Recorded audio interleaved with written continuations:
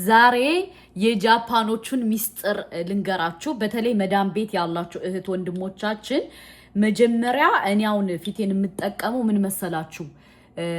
እንትን ነው የኮኮናት ዘይት ማለት ነው። የኮኮናት ዘይት እንደዚህ አርጌ በመጀመሪያ ቆዳዬን ማለስለስ አለብን። ምክንያቱም እናንተ ከምትበሉት ይልቅ ፊታችሁን መንከባከብ አለባችሁ ብዬ እኔ አምናለሁ። አብዛኞቻችን ከመዳም ቤት ስንሰራ ራሳችንን አንጠብቅም ማለት ነው። ከዛ የተጠበሰ ጣሳ መስለን አገራችን እንገባለን። ከዛ ባሎቻችን ደግሞ ቆንጆ ያዩና አንቺን አልፈልግም፣ አንቺ አታስፈልጊኝም፣ ስንት ቆንጆ ሴት እያለ ብሎ ጥለው ይሄዳሉ። አይደለ? ተሳሳትኩ ማለት ነው። እንዲያውም አንድ ነገር ልንገራችሁ። አንድ ታሪክ አስታውሼ ነው ማለት ነው። ይህን ሰሞን የተፈጠረ ነገር ሳውዲ አረቢያ ውስጥ እየኖሩ ባልና ሚስት ከዛ ባልየው ሌላ ፍሬንድ ይዞ ሚስቲቱ ደግሞ ስትሰማ ለምን ሌላ ፍሬንድ ትይዛለ ስትለው አንቺ ምን አገባሽ፣ አንቺ አረጀሽብኝ፣ ከአንቺ ጋር የምፈልገው ገንዘብሽን እንጂ ሴትነትሽ እጅ ብሎኛል ብሎ ይዞ በቦክስ አፍንጫዋን አላት እላችኋለሁ። በዚሁ አጋጣሚ እንደዚህ አድርጋችሁ ደረቅ ቆዳ ያላችሁ፣ እርጥብ ቆዳ፣ ወዛማ ቆዳ ያላችሁ በመጀመሪያ ደረጃ እንደዚህ አድርጋችሁ ቆዳችሁን ለ4 ደቂቃ ያክል ትሪት አድርጉት ማለት ነው። ከቻላችሁ ሜሳጅ በጣም አስፈላጊ ነገር ነው ለሰውነታችን። ለምን ካላችሁ ይሄ የደረቀ ቆሻሻ ካለ ቆዳችን ማለት ነው፣ እንደዚሁም ደግሞ በውስጥ እንደዚህ ድርቅ ያለ እንትኖች አሉ አይደለ? እንደዚህ አድርገን ሜሳጅ እናደርገዋለን። ጃፓኖች የ70 ዓመቱ ነው እንደኛ የተጠረመሰ ጣሳ እንትን የላቸውም ማለት ነው። ለምን? ራሳቸውን በጣም ይጠብቃሉ፣ ራሳቸውን በጣም ትሪት ያደርጋሉ። ወዛማ ለሆነ ቆዳ እናድርጎ ለምትሉት አዎ አድርጉ፣ ምንም ችግር የለውም። ለምን ካላችሁ እንደዚህ አድርጎ ጥርት ያደርግላችኋል። ለ4 ደቂቃ ያክል እንደዚህ አድርጋችሁ በውስጡ የሞተውን ቆዳ በደንብ ሜሳጅ ማድረግ አለባችሁ። የሞተው ቆዳ በደንብ እንዲወጣ ማለት ነው። ከዛ እንደዚህ ታረጉና በምንድን ነው የምታጸዱት? በጥጥ። አሁን አብዛኞቻችን እኔ እያየኋችሁ ነው፣ በፎጣ ታጸዳላችሁ። ያንን ነገር ግን ይቅርታ አድርጉልኝ አልደግፍም። ገባችሁ? ከፎጣ ቆሻሻ ይዝና ኔክስት ለፊታችን የሆነ ነገር ስናረግ ፊታችን በቃ አሳስያ ምናምን ይወጣብናል ማለት ነው። አሁን እኔ የሚወጣውን ቆሻሻ አሳያችኋለሁ።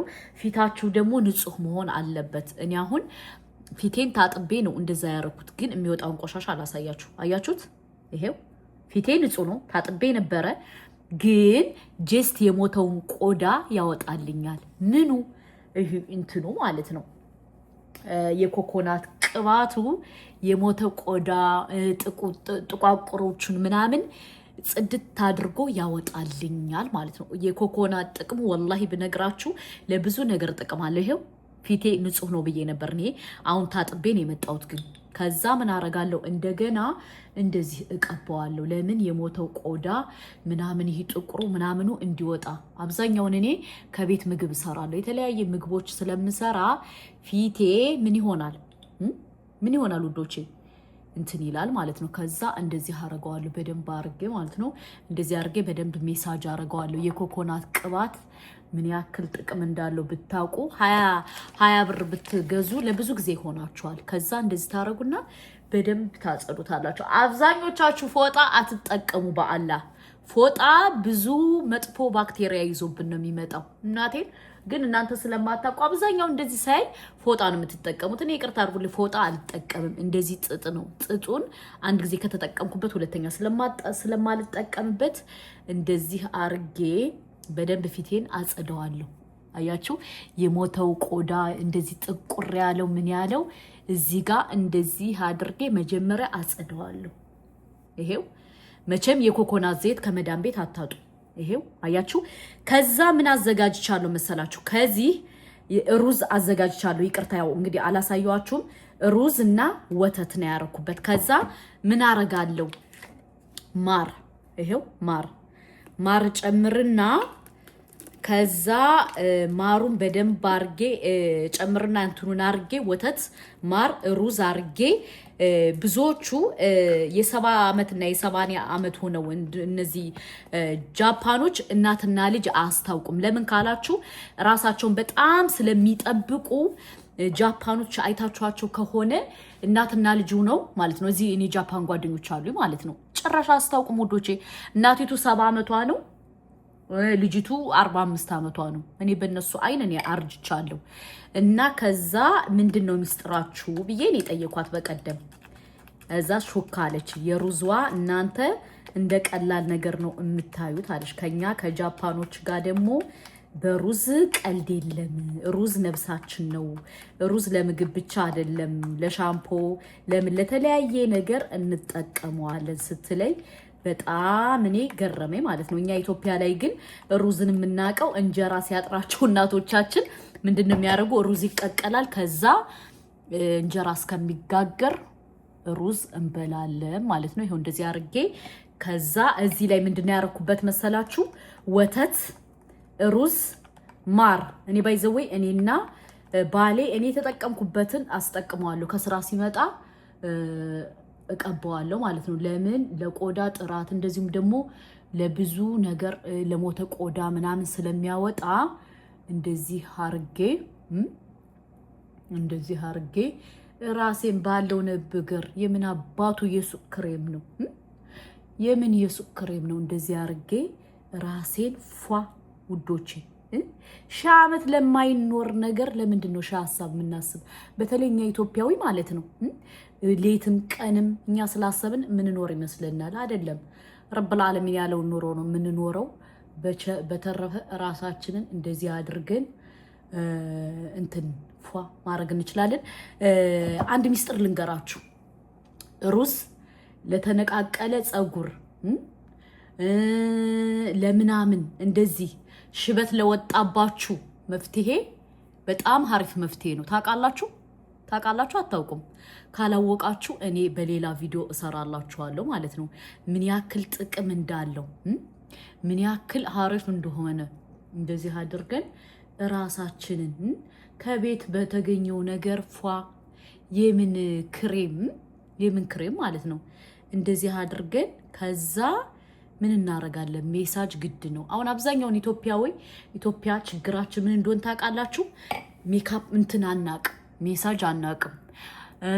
አርቲስቶች ራሱ አሁን ወደ ጃፓን ወደ ምን እየሄዱ እየተቀደዱ ህፃን ለመሆን የሚጥሩትን ጥረት ይህን ሜሳጅ ቢያውቁ ኑሮ እርግጠኛ ነኝ የምን አባታቸው ጃፓን አገራቸው ላይ ቁጭ ብለው ሩዝ እርግጠኛ ነኝ ዋጋው ሰማይ ነካ ነበር ማለት ነው። እንደዚህ ጥቅሙን ቢያውቁ ሩዝ ለብዙ ነገር ጥቅም አለው። አይዘው እኔ አሁን እንደዚህ አርጌ ምን አረጋለሁ መሰላችሁ? እንደዚህ አርጌ በደንብ ለ4 ደቂቃ ሜሳጅ አረጋለሁ። ሜሳጅ ግድ ነው።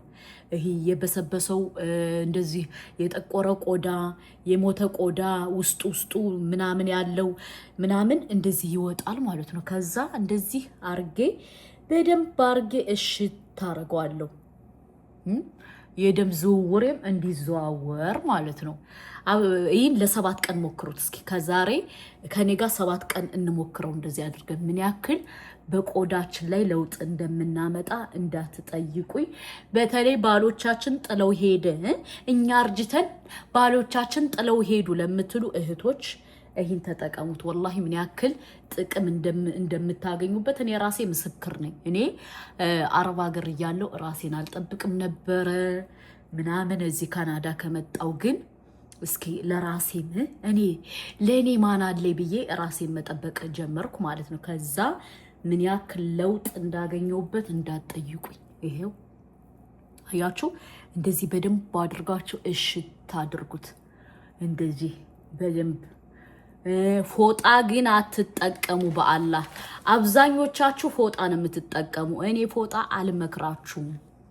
ፎጣ አትጠቀሙ። ፎጣ ብዙ ባክቴሪያ ይይዛል ማለት ነው። እንደዚህ አድርጋችሁ አንድ ጥጥ ብትገዙ ምናልባት 1 ወር ይበቃችኋል። ገባችሁ? 1 ወር ማለት ነው።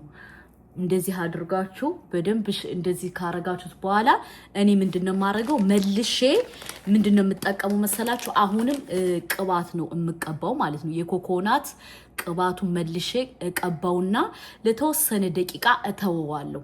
ተሉ ብዬ ልክ እንደናንተ እንትን አልለውም። በውሃ በምናምን አልታጠሙም። ለምን ካላችሁ ይሄ የእንትኑ የሩዙ እንትን የሩዙ ፕሮቲን ከሰውነቴ እንዲቆይ ስለምፈልግ የተወሰነ ደቂቃ እንደዚህ አርጌ እተወዋለሁ። እኔ አሁን ደግሜ የምቀባው ምንድነው የኮኮናት እንትን ወይም ካልተቀባውትም የኮኮናት ከሌለ ደግሞ ባዝሊን ከቤት በሚገኝ ነገር በባዝሊን ማለት ነው። እንደዚህ አድርጌ ይሄ እኔ ግን አብዛኛው ብዙ ጊዜ ቫዝሊን ነው የምጠቀመው።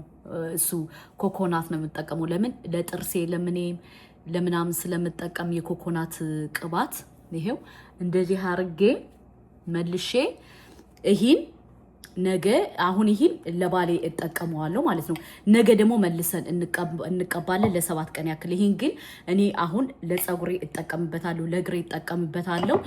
ለምን ለእግር ለሰውነት ለምናምንም አሪፍ ስለሆነ መልሼ ምን አደርጋለሁ የኮኮናት ቅባት እንደዚህ እጠቀመዋለሁ። ኮኮናት ምን ያክል የጤና ጥቅም እንዳለው አታውቁም ውዶቼ ማለት ነው።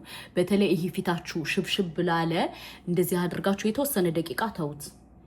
ለምን ቆዳችሁ አንደኛ እንትን ይላል፣ ሁለተኛ ደግሞ የሩዙ ያለው ነገር ተሎ አትታጠቡት። አብዛኞቻችሁ ተሎ ትታጠቡታላችሁ። ላላላ አትታጠቡት። እንደዚህ ብሎ ይቆይ። ከዛ ምን ያክል እንደምትጠቀሙበት መጣችሁ በኮሜንት ጻፉልኝ። እንደዚህ አድርጋችሁ ሰውነታችሁን ራሳችሁን ጠብቁ። ምክንያቱም አብዛኞቻችሁ ተሎ ብላችሁ ሩዙን እንደዚህ አድርጋችሁ ትታጠቡታላችሁ። አትታጠቡት። የተወሰነ